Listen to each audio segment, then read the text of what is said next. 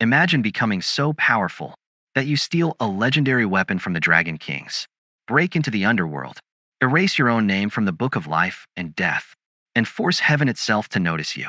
That's exactly what happens when Sun Wukong refuses to accept the fate written for him. In this chapter, he claims the legendary Golden Cudgel, defies death itself, and takes the first step toward becoming the greatest rebel in Chinese mythology. This is Journey to the West.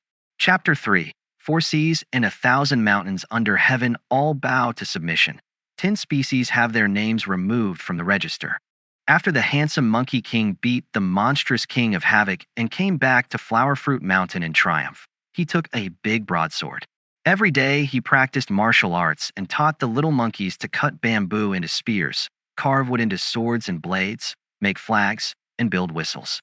They drilled on advancing and retreating, attacking and defending, and setting up camps. After they played and drilled for a long time, he sat quietly and thought, "We're training troops and practicing martial arts here. What if our play turns into a real fight and alarms the emperors down in the mortal world, or makes the leaders of birds and beasts angry, saying we're secretly training to rebel? If they bring troops to attack us, you'll only have bamboo poles and wooden swords. You won't be able to fight back at all. We have to get real sharp weapons. What should we do now?" All the monkeys got scared when they heard this and said, "Great King, you are thinking far ahead, but we have nowhere to get weapons." Just as they were talking, 4 old monkeys came forward, 2 red-buttocked horse monkeys and 2 gibbons. They bowed and said, "Great King, it's very easy to get sharp weapons." Wukong asked, "How is it easy?" The 4 monkeys replied, 200 miles east of our mountain, across the sea, is the land of Aolai country. There's a king there, and lots of soldiers and people in the city. There must be craftsmen who work with gold, silver, copper, and iron. Great King, go there and either buy weapons or have them make some for you. Then come back, and we can drill with them to guard the mountain, and we'll be safe for a long time." Wukong was really happy and said, "Wait here for me. I'll be right back." The Monkey King called up his somersault cloud right away and crossed the 200 miles of sea in an instant. Sure enough, he saw a city with busy streets, lots of families, and common folks walking back and forth in the markets. Wukong thought to himself, "There must be ready-made weapons here. Instead of going into town to buy them, I might as well use my magic and just take them directly." So he quickly made a spell, took a deep breath toward the wind, and blew hard. In a flash, a huge wind came up, kicking up sand and stones. It was a terrible sight. The fierce wind rolled up dark clouds and shook heaven and earth. Thick black fog covered the land and darkened everything. Rivers and seas surged with huge waves, scaring fish and shrimp.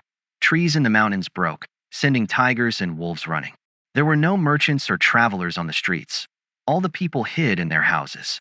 The king ran to his harem, and all the officials dashed back to their offices. The throne was blown over, and the foundations of tall buildings shook. The strong wind scared the king of Aolai country out of his wits. Everyone in the city shut their doors in a hurry, and the streets were totally empty. Wukong landed from his cloud, broke right into the palace, and headed straight for the weapons warehouse. He opened the door and saw all kinds of weapons inside: swords, spears, halberds, axes, battle axes, whips, tridents, bows, crossbows, you name it, they had it. He was overjoyed and thought, "I can't carry much all by myself. I'd better use the magic of body division to move them." So he pulled out a bunch of his hair, chewed it up, sprayed it into the air, chanted a spell, and shouted, "Transform." In an instant, thousands of little monkeys appeared, grabbing and carrying weapons everywhere. The strong ones carried 5 or 6 pieces, the weaker ones took 2 or 3. They emptied the whole warehouse. Then he rode his cloud, rode the strong wind, and brought the little monkeys and all the weapons back to Flower Fruit Mountain.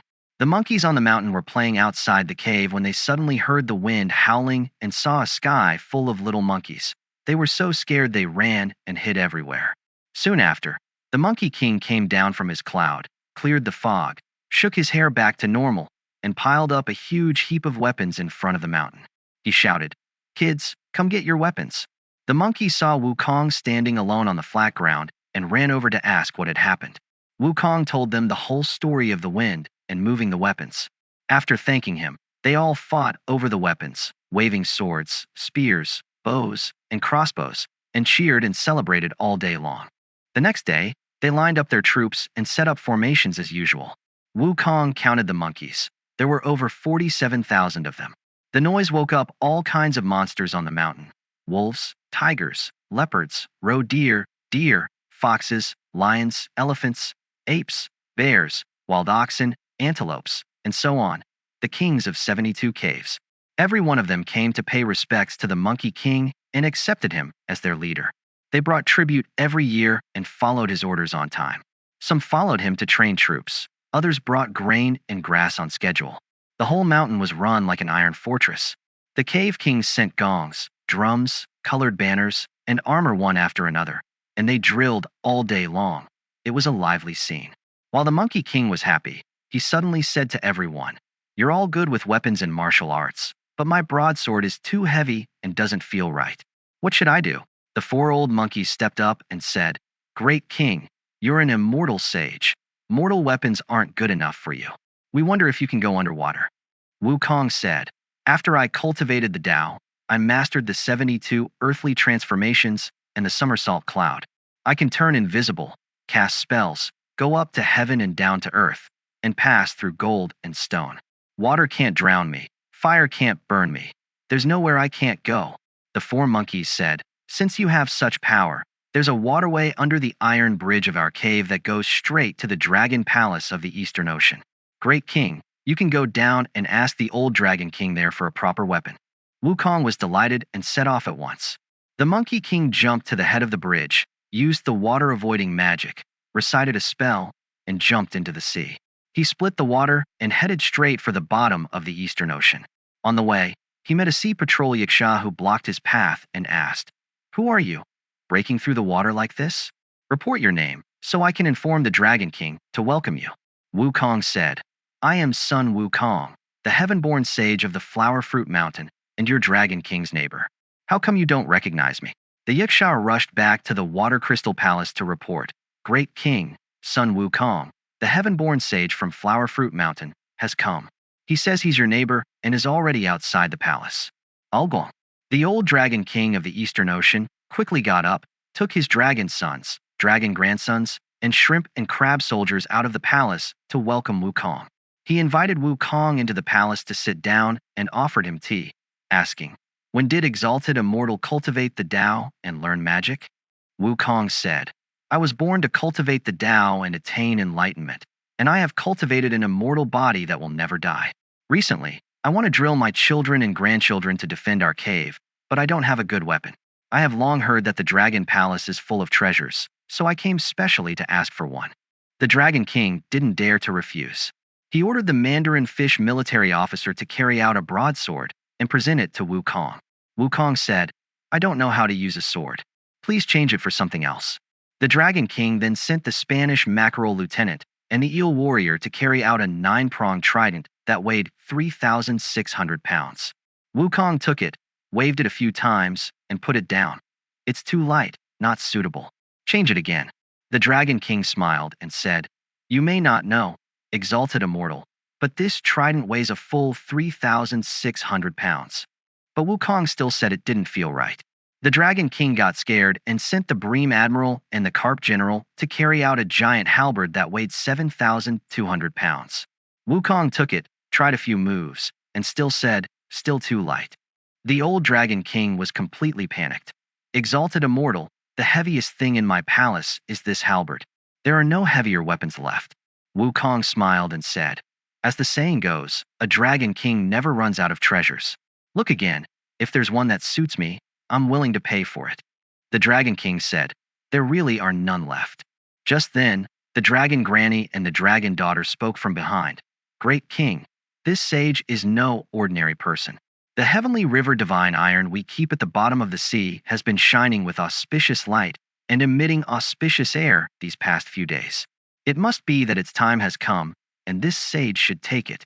The Dragon King said, "That's the sea-suppressing divine needle used by the Great Yu to measure the depth of rivers and seas.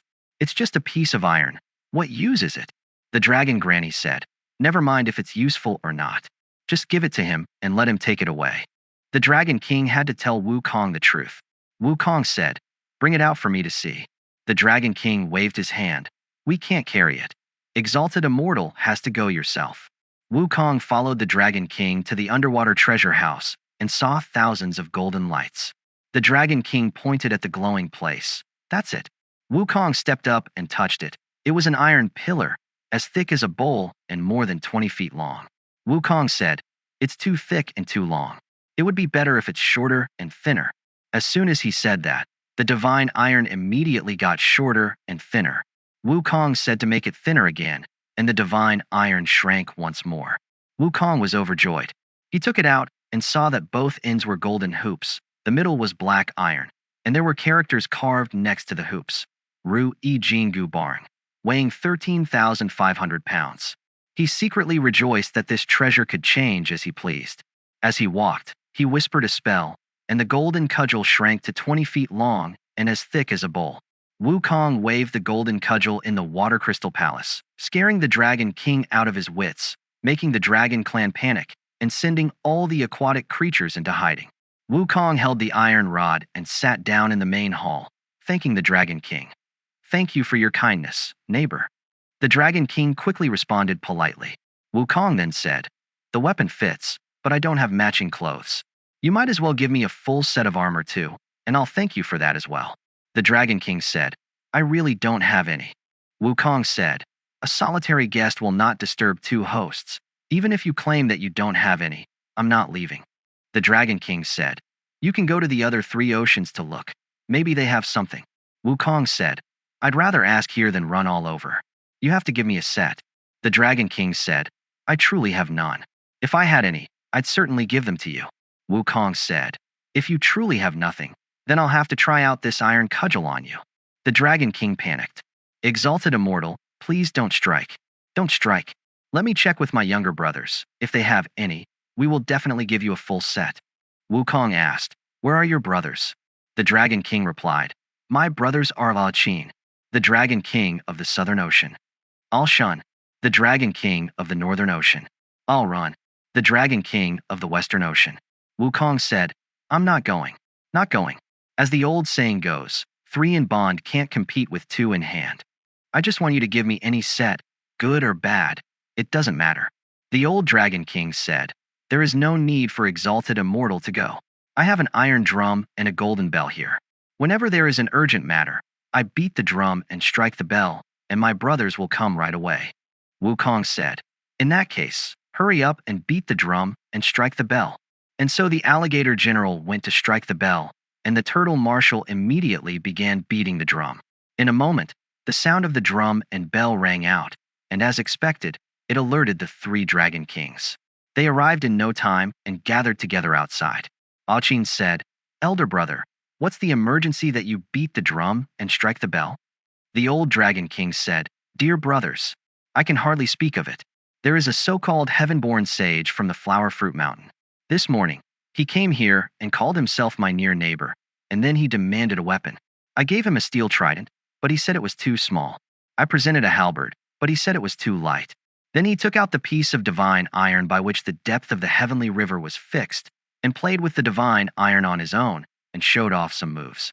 Now he is sitting inside my palace and is demanding some sort of battle armor. I don't have any here, so I sounded the drum and bell to ask you to come, brothers. Do any of you have some armor that we can give him as a set? Once he gets it, we can send him off and be done with it." Upon hearing this, Aolai burst into fury. "Let's gather troops and arrest him instead." The old Dragon King said, "Don't even talk about arresting him. That piece of iron, if you bump into it, you die. If you knock against it, you perish. If it just grazes your skin, you'll be broken. If it scrapes your sinews, you'll be wounded." Aolai, the Dragon King of the Western Ocean, said, "Second elder brother, you must not fight him. Let's just pull together a set of armor for him, send him out the door, and then submit a formal complaint to heaven. Heaven will punish him." Aolai, the Dragon King of the Northern Ocean, said, "That's right. I have a pair of lotus root thread cloud-treading shoes." Aolai, the Dragon King of the Western Ocean, said, "I've brought a set of golden cuirass of chainmail." Aolai, the Dragon King of the Southern Ocean, said, "I have a phoenix-winged purple golden cap." The old Dragon King was overjoyed. He led them into the Water Crystal Palace to meet Wukong and presented these items to him.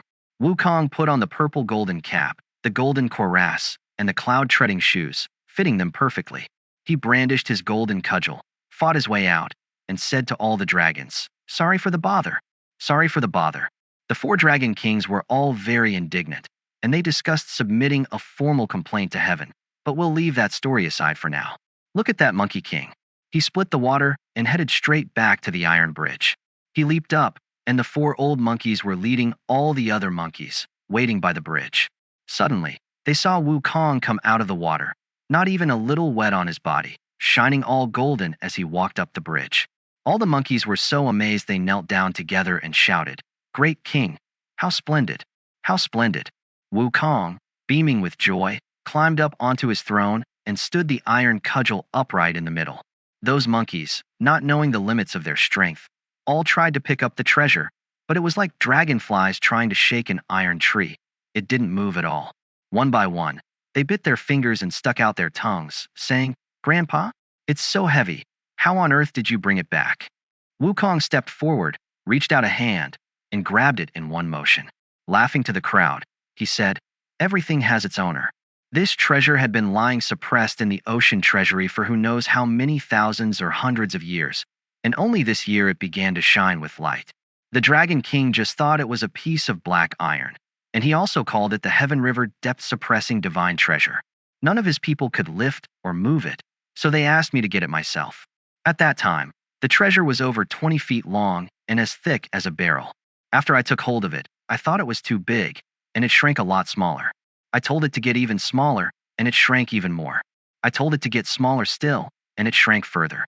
I quickly held it up to the light and saw a line of words on it, Ru E Jingu Barng, weighing 13,500 pounds. "Now, you all stand back and let me tell it to change once more so you can see." He held the treasure in his hand and shouted, "Shrink, shrink, shrink." Instantly, it shrank until it was the size of an embroidery needle, small enough to hide inside the hole of his ear. All the monkeys were amazed and shouted, "Great king, take it back out and play with it."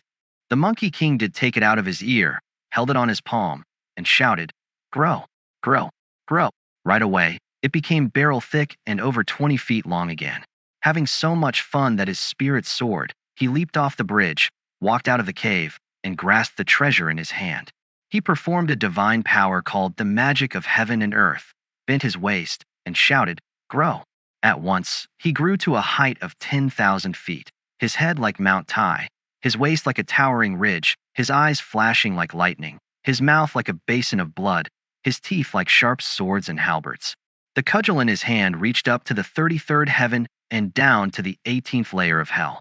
All the tigers, leopards, wolves, crawling creatures, the hordes of monsters throughout the mountain, and the demon kings of the 72 caves, they were all so terrified that they kowtowed, shivering and quaking, their souls nearly flying away. After a moment, Wukong withdrew his magical appearance, turned the treasure back into an embroidery needle, tucked it inside his ear, and returned to the cave. Hurriedly, all the demon kings of the various caves came to pay their respects and offer congratulations. At that point, Wukong ordered to unfurl banners and strike bronze gongs. They laid out all kinds of rare delicacies, filled cups with coconut wine and grape wine, and he and all the monkeys and yaoguais feasted and drank happily for a long while. After that, they kept drilling and training as before. The Monkey King appointed the 4 old monkeys as his mighty commanders. He named the 2 red-buttocked horse monkeys Marshals Ma and Lu, and the 2 gibbons Generals Burng and Ba. All the matters concerning encampment, rewards, and punishments were placed under the 4 mighty commanders' charge. Free from worry, he soared through the clouds and mists every day, traveling across the 4 seas and having fun among the 1,000 mountains. He practiced his martial skills and visited heroes everywhere. He displayed his divine powers, broadly making friends with worthy people. At that time, he formed a brotherhood with 6 other demon kings: the Bull Demon King, the Dragon Demon King, the Rock Demon King, the Lion Camel King, the Macaque King, and the Golden Snub-Nosed Monkey King. Together with himself, the Handsome Monkey King, they made 7. Every day they discussed civil and martial affairs, toasted each other, played music, sang and danced, going out early and coming back late. There was not a single moment without joy. A journey of 10,000 miles was like a walk in their own courtyard. As the saying goes, a nod takes you 3,000 miles. A twist of the waist covers 800. One day, back in his own cave, Wukong ordered the 4 mighty commanders to arrange a banquet and invite the 6 kings to a feast. They slaughtered cattle and butchered horses and made offerings to heaven and earth. They had all the Yaoguais dance and sing in merriment, and everyone got dead drunk. After sending the 6 kings off, Wukong further rewarded all the big and small leaders of his troop. Then, leaning against the shade of a pine tree by the iron bridge, he fell fast asleep in no time. The 4 mighty commanders led all the monkeys to stand guard around him, not daring to speak loudly. In his dream, the handsome Monkey King saw 2 men holding an official warrant with the 3 characters Sun Wukong written on it. They came right up to him, and without any explanation, threw a rope around him, locked his soul, and dragged him stumbling all the way to the edge of a city. The Monkey King gradually sobered up, and suddenly lifting his head to look, he saw an iron plaque on the city wall with 3 big characters, Region of Darkness. The handsome Monkey King came to a sudden realization and said, "The Region of Darkness is where King Yama lives." "How did I get here?" The 2 men said, "Your allotted lifespan in the mortal world is over. We received the warrant and came to fetch your soul." Hearing this, the Monkey King said, "I, old son, have already gone beyond the 3 regions and am no longer bound by the 5 phases. I'm no longer under Yama's control. How dare they be so muddled and still come for me?" But the 2 Soul Reapers kept pulling and tugging, insisting on dragging him inside. The Monkey King got furious. He pulled the treasure out of his ear, gave it a shake until it was as thick as a bowl, and with a slight raise of his hand, smashed both Soul Reapers into meat paste. Then he untied the rope, freed his limbs, swung his cudgel, and fought his way into the city. Those bull-headed demons fled in all directions. The horse-faced demons scattered north and south, and all the ghost soldiers rushed into the Sunluo Palace to report, "Great kings! Disaster! Disaster! A hairy-faced, thunder-god-beaked Yaoguai is breaking his way in." Panic-stricken, the 10 kings of the underworld hurriedly straightened their clothes and came out to greet him. Seeing Wukong's fierce look, they lined up in proper order and shouted, "Exalted Immortal, state your name. Exalted Immortal, state your name." The Monkey King said, "If you don't even recognize me, why did you send men to take me?" The 10 kings said, "We wouldn't dare. We wouldn't dare. It must be that the Soul Reapers made a mistake." The Monkey King said, "I am the heaven-born sage son Wukong from the Water Curtain Cave on Flower Fruit Mountain. What are your official positions?" The 10 kings bowed and said, "We are the emperors of the underworld, the 10 kings of darkness." Wukong said, "Quickly give me your names, so I don't have to beat you." The 10 kings said, "We are King Qingguang, King of the Beginning River, King of the Song Emperor, King of Avenging Ministers, King Yama, King of Equal Ranks, King of the Time Mountain, King of City Markets, King of the Complete Change, and King of the Turning Wheel." Wukong said, "Since you have ascended to your thrones and are intelligent beings, why are you so ignorant of good and bad? I, old son, have cultivated the Tao and become an immortal. My lifespan is as long as heavens. I have transcended the 3 regions, jumped out of the 5 phases. Why did you send people to arrest me?" The 10 kings said, "Exalted Immortal, please calm your anger. There are many people with the same names in the world. Maybe the Soul Reapers went to the wrong place." Wukong said, "Nonsense. Nonsense. As the saying goes, the official may err, the clerk may err, but the man who comes for you never errs. Bring me the register of life and death right now, and let me see it." The 10 kings had no choice but to invite him into the hall to inspect it. Wukong held his golden cudgel and strode directly into the Sunluo Palace, and sat down facing south in the very center. The 10 kings immediately ordered the judge in charge of records to bring out the documents for examination. The judge didn't dare delay and ran to the office, bringing out 5 or 6 books of documents and the ledgers on the 10 species of living beings, checking them one by one. Among the short-haired creatures, furry creatures, winged creatures, crawling creatures, and scaly creatures, none of them had Wukong's name. Then they looked in the monkey category. It turned out that this monkey, resembling a human being in form, but he was not listed among human registries, resembling a short-haired creature, but he did not live in the boundaries of human society, resembling a beast, but he was not under the jurisdiction of the Qilin, resembling flying creatures, but he was not governed by the phoenix. There was a separate ledger, and Wukong leafed through it himself until, at number 1350 in the Souls section, he finally saw the name Sun Wukong inscribed. Heaven-born stone monkey, destined to live 342 years and die a good death. Wukong said, I don't even remember how many years I should live. I just want to erase the name and be done with it. Bring me a brush. The judge hurriedly handed him a brush, heavily soaked in thick ink. Wukong took the ledger and crossed out every name belonging to the monkey category. He tossed the ledger down and said, Done, done. From now on, I am no longer under your control. He brandished his golden cudgel and fought his way out of the region of darkness. The 10 kings didn't dare approach him, and all went to the Green Cloud Palace to pay their visits to the Bodhisattva King Kitagarbha and discussed submitting a formal complaint to heaven, but we will leave that matter aside for now. This monkey king fought his way out of the region of darkness, and then a clump of grass tripped him, and he stumbled, which woke him up. It had all been a dream. Just as he stretched and yawned, he heard the 4 mighty commanders and all the monkeys loudly crying, Great king, how much did you drink? You slept all night and still haven't woken up. Wukong said, Sleeping was no big deal, but I dreamed 2 men came to take my soul and drag me to the gate of the region of darkness. Only then did I come to my senses. I displayed my divine powers and fought all the way into the Sanluo Palace, argued with the 10 kings, and checked out the register of life and death. I crossed out every name that belonged to any of us monkeys. From now on, we are no longer under their control. All the monkeys kowtowed and bowed in gratitude. From that moment on, many monkeys in the mountain did not age, because their names were gone from the register of life and death on Underworld. After the handsome monkey king told the story, the 4 mighty commanders informed the demon kings of all the caves, and they all came to offer congratulations. After a few days, the 6 sworn brothers also came to pay their respects and celebrate. When they heard about the name erasure, they were all delighted, and they gathered every day to have fun, but we won't talk more about that. Now let's turn to the great benevolent sage of heaven, the celestial Jade Emperor of the most venerable Deva, who was holding court in the treasure hall of divine mists, the cloud palace of golden arches, gathering all the civil and military immortal officials for the morning court. Suddenly, the Taoist immortal Qiu Hongji stepped forward and presented a memorial to the emperor. Your Majesty, outside the translucent palace. Aolai, the dragon king of the Eastern Ocean, has arrived to present a memorial, awaiting your celestial decree. The Jade Emperor decreed, summon him in.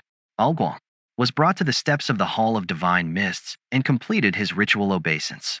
The attendant immortal boy took the memorial, and the Jade Emperor read it from start to finish. The memorial stated, Your humble servant, the little dragon subject, Aolai, of the Eastern Ocean, from the lowly water region of the East Purvavida continent, prostrates myself and memorializes to the wise Lord of Heaven, the most eminent high god and ruler. Recently, a demonic immortal named Sun Wukong, born on Flowerfruit Mountain and living in the Water Curtain Cave, has bullied and tormented your little dragon, forcibly occupying my aquatic residence. He demanded weapons, showed off tyrannical magical powers, and he also coerced me into giving him armor, wantonly perpetrating violence. He scared and hurt the aquatic tribes, driving away the turtles and alligators.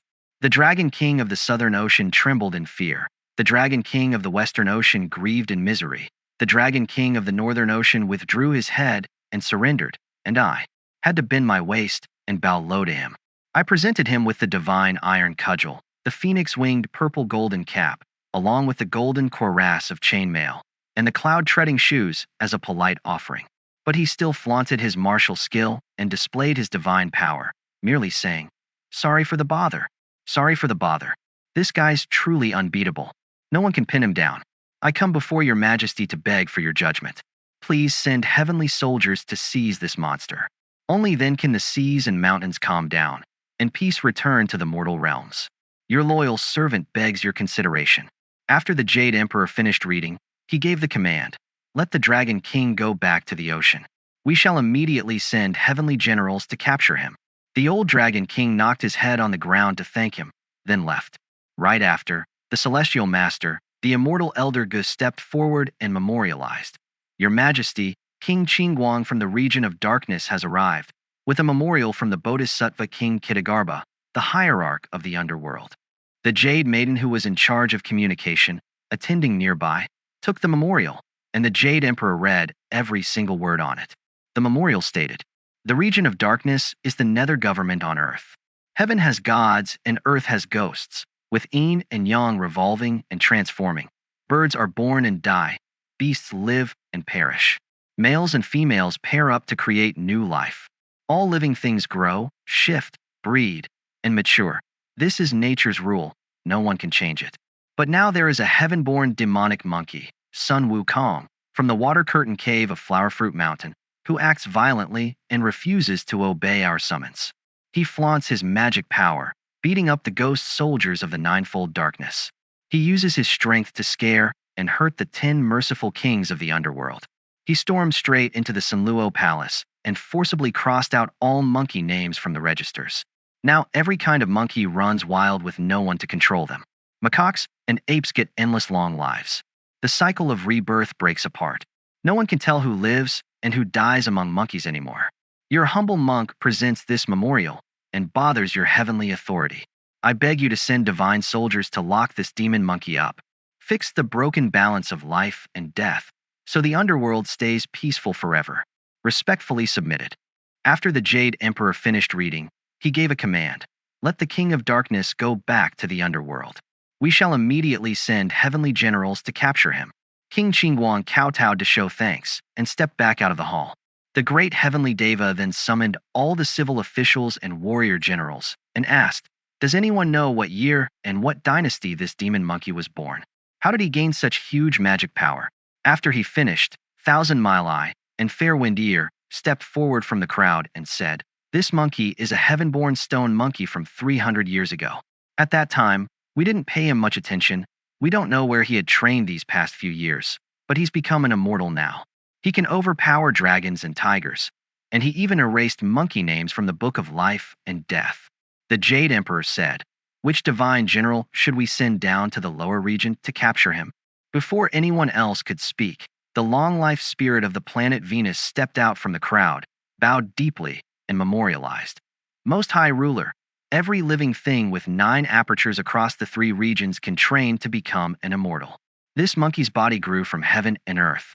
The sun and moon nourished his flesh and bones. He stands tall between sky and land, drinks morning dew, and breathes glowing mist. He's fully trained into an immortal now, strong enough to subdue dragons and tigers. He's no different from human cultivators. I suggest your majesty show kindness to all creation. Send a peace edict to invite him up to heaven. Give him any official job, big or small. Add his name to the official immortal register, so we can keep him watched over in heaven. If he follows heaven's orders, we can reward and promote him later. If he rebels against us, we can arrest him right here in the heavenly court. This way, we won't waste thousands of heavenly soldiers. It also lets other wild immortals see we welcome those who surrender peacefully." The Jade Emperor loved this idea. "We'll follow your plan." He ordered the Star Spirit of Songs and Letters to write an official decree, and told the Gold Star of Venus to deliver the pardon offer himself. The Gold Star of Venus took the decree, walked out the southern heavenly gate, rode his auspicious cloud, and flew straight to Water Curtain Cave on Flowerfruit Mountain. He called out to the troop of little monkeys, "I'm a messenger sent from heaven. I carry a sacred decree. Go tell your king to come up to heaven with me. Quick." The little monkeys passed the news layer by layer deep into the cave. "Great king, an old man is waiting outside with an official document. He says heaven sent him to invite you up." The handsome monkey king lit up with joy. "I've been thinking about visiting heaven these last 2 days, and a heavenly messenger comes to fetch me just in time," he shouted. "Bring him in at once." The monkey king quickly fixed his robe and hat, then hurried to the cave entrance to greet the guest. The Gold Star of Venus walked straight into the main cave, stood facing south, and announced his mission. "I'm the Gold Star of Venus from the western skies. I carry the Jade Emperor's sacred decree, and I've come down to ask you to ascend to heaven and receive your official immortal title." Wukong grinned. "Thanks so much for taking the trip, Old Star." He yelled to his monkey crew, "Boys, set up a big feast to treat our guest." Venus shook his head. "I can't stay long with this sacred decree on me. Come with me to heaven right now. We can chat and celebrate properly once you've got your new official rank." Wukong said, "I'm truly grateful you've come. I'm sorry I can't host you longer." He called the 4 mighty commanders over and gave them orders. "Train all our young monkeys carefully while I'm gone. I'll head up to heaven to check things out first. Then I'll come back and bring all of you to live with me up there." The four generals agreed and took his command. The Monkey King and Venus both leaped onto their clouds and soared high above the mist. Just as the old poem goes, his name rises high into the top rank of heavenly immortals. His title gets written in the sacred books of cloud dwellers. Sun Wukong gripped his golden staff tightly. He'd broken free from the cycle of life and death already. Neither the Dragon Kings nor the Underworld could hold him back anymore. And now heaven itself had reached out to invite him. If you enjoyed this journey, stay with us. The real big adventures are only about to start, up in the heavenly palace.